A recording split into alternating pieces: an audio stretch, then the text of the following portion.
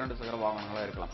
ஒட்டுமொத்தமா ஒரு வாகனத்தோட தயாரிப்புன்னு பார்க்கும்போது ஒரு சராசரியான உயரத்துல இருக்கும், ஒரு சராசரியான எடையில இருக்கும். அதுக்கு முக்கிய காரணம் என்னன்னா, நம்ம வாகனத்தை நமக்கு பிடிச்ச மாதிரி வேகத்துல நம்ம ஓட்டும்போது புவியீர்ப்பு விசைக்கும் நம்மளோட வாகனத்தை இயக்கக்கூடிய விஷயம் சரியான விதத்துல ஒரு நேர்கோட்டில் இருந்தா மட்டும்தான் அந்த வாகனத்தை நம்மளால கட்டுப்படுத்த முடியும். அதனால இந்த அடிப்படை கணக்கை வச்சுதான் அந்த வாகனங்களை வந்து அந்த நிறுவனங்கள் உற்பத்தி செஞ்சுட்டு இருக்காங்க. ஆனா உலகத்துல இருக்கக்கூடிய ஒரு சாதனை புத்தகத்தில் இடம்பெறும் அப்படின்றதுக்காகவே சிகரி கன் ஹாம் அப்படின்ற ஒரு முக்கியமான ஒரு 2 சக்கர வாகனத்தை வடிவமைச்சிருக்காரு. அதோட எடையை கேட்கும் போது எனக்கு ரொம்ப ஆச்சரியமா இருந்துச்சுங்க. 2.94 டன் எடையா. அந்த வாகனம் எவ்வளவு உயரமா இருக்கும் நீங்க கணக்கு போடாதீங்க, நானே சொல்றேன். அதோட அதிகபட்ச உயரம் பார்க்கும்போது 11 அடி இருக்கு. அதோட சக்கரத்தோட அளவுகள் பார்க்கும்போது 6 அடி உயரம் இருக்கு. என்ன விட இன்னும் 2 அடி அதிகமா இருக்கு. இப்ப நம்மளோட கற்பனையில பார்க்கும்போது எவ்வளவு பெரிய ஒரு வாகனமா இருக்கும். அது முழுக்க ஒரு சோதனைக்காக அந்த சாதனை புத்தகத்தில் இடம்பெறணும் அப்படின்ற நோக்கத்துக்காக மட்டும்தான் அவர் வடிவமைச்சாரு. சரி, இந்த சாதனையோட என்ன பண்ண போறோம் அப்படின்னா, இன்றைக்கு நிகழ்ச்சியில் ஒரு புதிய வாகனத்தை உங்களுக்கு நாங்க அறிமுகப்படுத்த போறோம். அது மகிழுந்தா இல்ல 2 சக்கர வாகனமா அப்படின்னு தெரிஞ்சுக்கணும்னா நிகழ்ச்சிக்கு தான் போகணும். வாங்க போலாம்.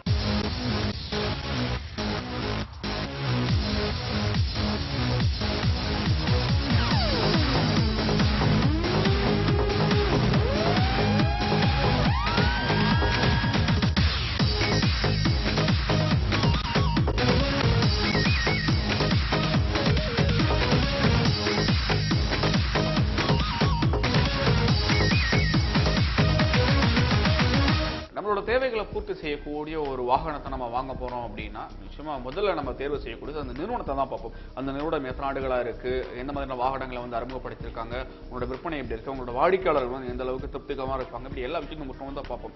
அந்த நிறுவனம் நமக்கு பிடிச்சு போச்சு அப்படின்னா அந்த நிறுவனம் வருங்காலத்தில் எந்த ஒரு வாகனத்தை அறிமுகப்படுத்தினாலும் நாம தான் வந்து முதல் வாடிக்கையாளர் இருக்கும். ஏன்னா அந்த நிறுவனத்து மேல நம்மளுக்கு இருக்கக்கூடிய ஒரு நம்பிக்கை தாங்க. இப்படி இந்திய அளவில் பல திருப்திகரமான வாடிக்கையாளர்கள் கொண்ட யமஹா நிறுவனத்தை பார்க்க போறோம். யமஹா நிறுவனம் பல புதிய வாகனங்கள் எப்பவும் அறிமுகப்படுத்தினாலும் சமீபத்தில் அது மைலேஜ் அந்த பயண தூரத்துக்காக புதிய வாகனத்தை அறிமுகப்படுத்திருக்காங்க. யமஹா சலிட்டோ 125cc திறன் கொண்ட இந்த வாகனத்தை பார்க்கலாம். அதுக்கு முன்னாடி இந்த வாகனத்தை உங்களுக்கு ரொம்ப பிரத்யேகமா படம் பிடிச்சு வச்சிருக்கோம், பார்த்து வந்துருங்க.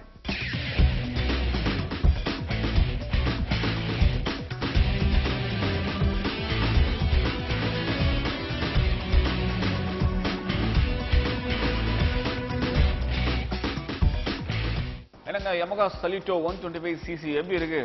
பார்க்கவே பிடிச்ச மாதிரி இருக்கா? அதாங்க எல்லா தரப்பு மக்களுக்கும் பிடிச்ச மாதிரி தான் இந்த வாகனத்தை இவங்க வந்து உற்பத்தி செஞ்சு இப்போ சந்தைக்கு கொண்டு வந்துட்டாங்க. ரொம்ப வெற்றிகரமா போயிட்டு இருக்கு. சரி, இந்த வாகனத்தை பத்தி இன்னும் மேல சுவாரஸ்யமான விஷயங்களை தெரிஞ்சுக்கிறதுக்காக நம்ம சென்னை மேடவாக்கத்தில் இருக்கக்கூடிய சமுக் ஊர்தியகத்துக்கு வந்திருக்கோம். இந்த வாகனத்தை பத்தி நிறைய விஷயங்கள் சொல்றதுக்காக இம்ரான் என் கூட இருக்காரு, பேசலாம். வணக்கம் இம்ரான். வணக்கம். எப்படி இருக்கீங்க? நல்லா இருக்கு. நீங்க எப்படி இருக்கீங்க? மகிழ்ச்சி. ஒரு புதிய வாகனத்தை பத்தி, அது யமஹா வந்து சமீபத்தில் அறிமுகப்படுத்தப்பட்ட வாகனத்தை பத்தி நிறைய விஷயங்கள் சொல்றதுக்கு நீங்க ஆயத்தமா இருக்கீங்க. சரி, எங்களுக்கு தெரியாத பல விஷயங்களை யமஹா பத்தி நீங்க சொல்லுங்க. யமஹா பத்தி உங்களுக்கு தெரியும், நிறைய விஷயங்கள் இருக்கு. இந்தியாவில் வந்து பாத்தீங்கன்னா தமிழ்நாட்டிலையும் ரொம்ப வருஷங்களா இந்த வண்டி இருக்கு. நிறைய பேருடைய ஒரு பைக் லவர் சொல்றாங்களே, அவங்களுக்குலாம் பிடிச்ச வண்டி இது. ரேஸ் ஓட்டுறவங்களும் சரி, இளைஞர்களுக்கு, யூத் எல்லாருக்கும் பிடிச்ச வண்டி.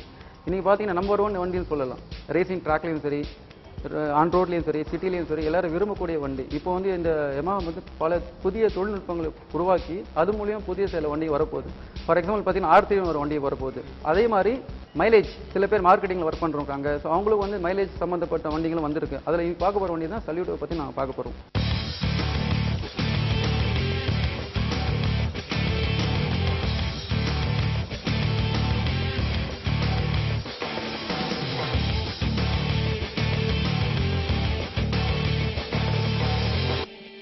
இம்ரான் வந்து பல விஷயங்கள் சொல்லிட்டாரு. இப்போ அந்த வாகனத்துக்கிட்ட போய் இன்னும் என்னென்ன விஷயங்களா இருக்கு அப்படின்றத பார்க்கலாம்.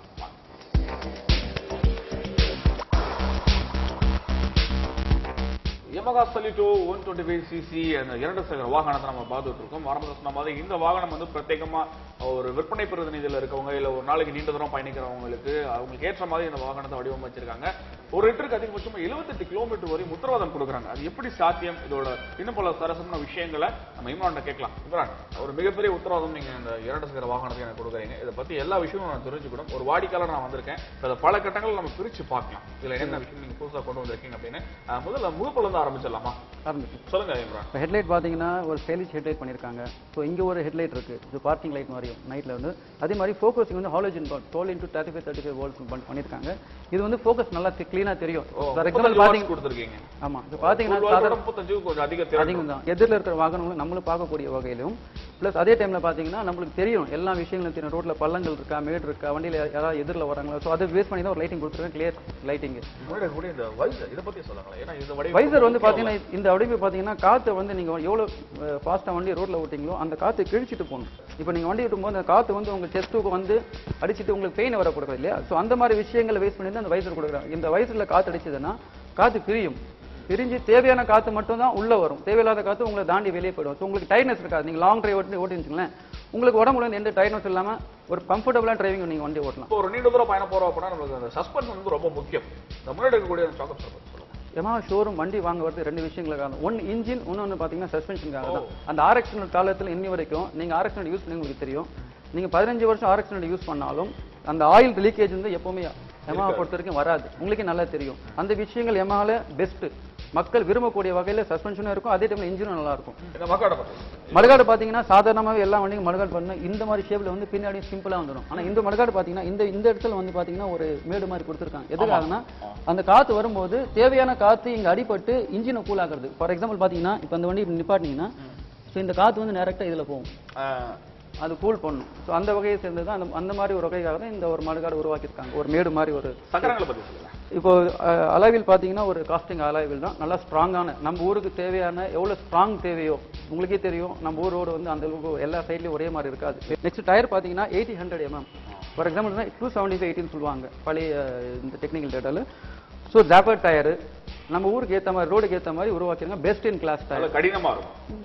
அதே மாதிரி டிஸ்க் பிரேக் பார்த்தீங்கன்னா 245 mm டிஸ்க் பிரேக். இந்த கிளாஸ்லேயே பெஸ்ட் இன் கிளாஸ் அந்த சைஸு.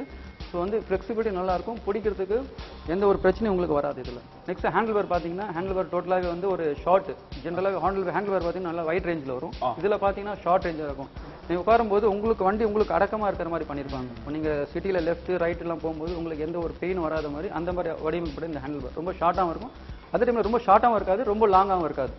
கரெக்டா ஒரு நடுத்தரமான ஒரு அளவுல இருக்கு. ஆமா, இப்போ நீங்க மார்க்கெட்டிங்ல ஒர்க் பண்றீங்கன்னா டெய்லி ஒரு 100 கிலோமீட்டர் ஓட்டுறதா உங்களுக்கு வந்து ரொம்ப வைடா இருந்தாலும் உங்களுக்கு ஷோல்டர் வலிக்கும். அந்த மாதிரி இருக்காது, ரொம்ப ஷார்ட்டாகவும் இருக்காது, கரெக்டான சைஸ் பண்ணிருக்காங்க. அப்ப Yamaha இன்னொரு விஷயம் பாத்தீங்கன்னா எப்பவுமே Yamahaவோட அந்த வெயிட் இருக்கு இல்லையா, மாஸ் சென்ட்ரேஜ் சொல்லுவாங்க. வெயிட் வந்து 50 இங்கே இருக்கும், 50 இங்க இருக்கும்.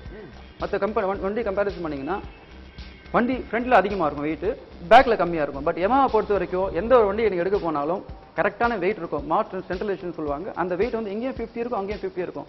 நீங்க பிரேக் அடிக்கும் போது வண்டி வந்து அப்படி இப்படி நவராத வகையில ஒரு வடிவமைக்கப்பட்டது தான் இந்த Yamahaவோட வண்டி. இந்த வண்டி இதுல முக்கியமான ஒரு குறிப்பு நீங்க சொன்னீங்க.